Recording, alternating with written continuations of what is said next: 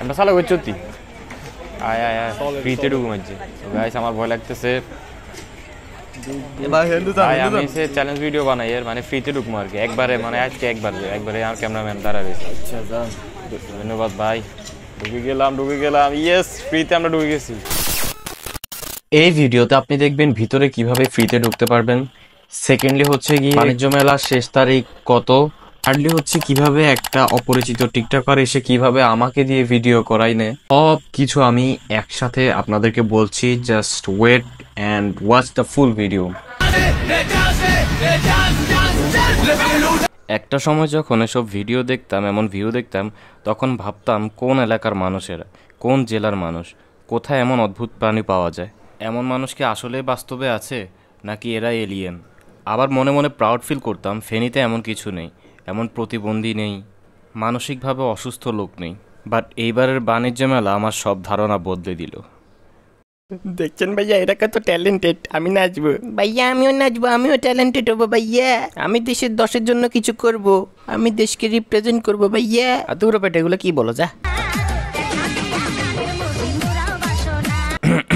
তো আমি সেই বিখ্যাত জায়গায় চলে এসেছি যেখানে প্রতিভাবান প্রতিবন্ধীদের তৈরি করা হয় অ্যান্ড ট্রাস্ট মি গাইস আমার মানে এটা সামনে দাঁড়ায় থাকতে লজ্জা লাগতেছে মানুষ কিভাবে এটার উপর উঠে আমি জানি না মনে মনে চিন্তা করতেছিলাম আমি এরকম একটা বিজনেস শুরু করে দেবো কারণ দেশে যে পরিমাণ ছাপড়ি আছে রাতারাতি কোটিপতি হয়ে যাব মানে একবার চিন্তা করেন আমাদের ভবিষ্যৎ প্রজন্ম কি শিখতেছে বাচ্চারা বড় হলে কি শিখবে তাদের সন্তানদেরকে কি শিখাবে এরা আচ্ছা বলেন তো আমি মোবাইল দিয়ে কার ভিডিও করতেছি ইয়েস আমি একজন টিকটকারের ভিডিও করে দিতেছি ভাই আমার জীবন সার্থক অ্যান্ড এই সেই ব্যক্তি মানে বাচ্চা যাই হোক অ্যান্ড গেস হোয়াট সে আমাকে সে কী বলে ভাই আর নাকি চলে দেবেননি না আছি একটু ঘুরাঘুরি করবো আর কি তারপর যাবো আরে মিয়া বাইর যে গিরবেন মিয়া কাম আছে নি বাইর ঘুরে নিয়ে এনে আছে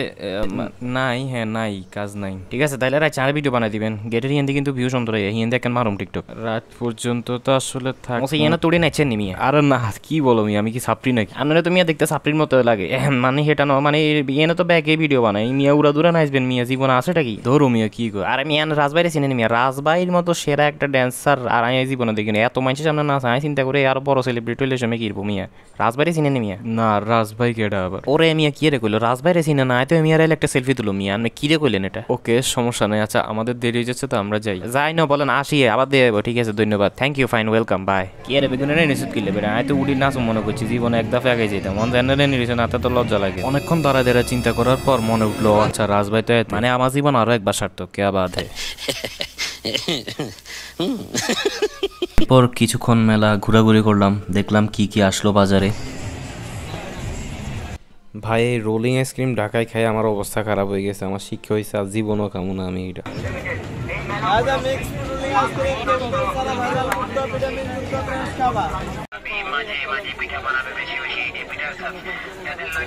তো বাণিজ্য মেলা শেষ হবে কত তারিখে এটা নিয়ে অনেকেরই চিন্তা আছে অনেকেরই টেনশন আছে অনেকের প্রশ্ন আছে তো এটা কিন্তু বাণিজ্য মেলা কর্তৃপক্ষ শিওর জানে না যে বাণিজ্য মেলা আসলে শেষ হবে কত তারিখে এখন আপনারা বলতে পারেন যে আমি কিভাবে জানি আসলে আমি কর্তৃপক্ষের সাথে কথা বলেছি তারা বললো যে 11-12 তারিখের দিকে শেষ হতে পারে বাট তারা শিওর না এখনো পর্যন্ত সেই সিদ্ধান্ত নেওয়া হয়নি তো ঘুরতে ঘুরতে অনেক দোকানে দেখলাম অনেক প্লাস্টিক খেলনা প্রয়োজনীয় অনেক জিনিসপত্র সবকিছুই আপনারা এই মেলাতে পেয়ে যাবেন তাছাড়াও প্লাস পয়েন্ট হচ্ছে সেখানে থাকতে থাকতে আপনার যদি নামাজের সময় হয়ে যায় তাহলে আপনি সিকিউরিটি গার্ডকে বলে নামাজটা পড়ে আসতে পারবেন অ্যান্ড এটাই আমি ফার্স্টে কাজ করেছিলাম